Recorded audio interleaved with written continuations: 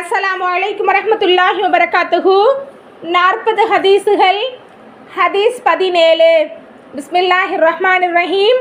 கால நபி ஸல்லல்லாஹு அலைஹி வஸல்லம மல்லம் யதஅ கௌல ஜூரி வல் அமல பிஹி ஃபலைஸ லில்லாஹி ஹாஜத்துன் ஃபி ஐயதஅ தஆமஹு வ ஷராபஹு.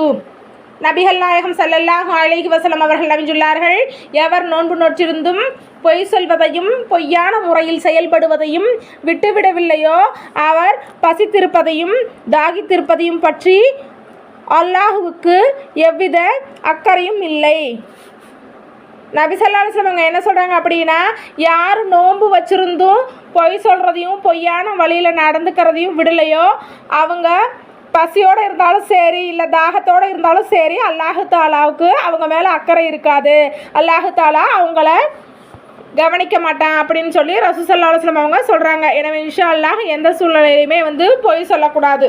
அல்லாஹு தாலா நம்மை பாதுகாப்பானாக. ஆமீன். அல்லாஹ் போதுமானவன். அஸ்ஸலாமு அலைக்கும் வரஹ்மத்துல்லாஹி வபரகாத்துஹு.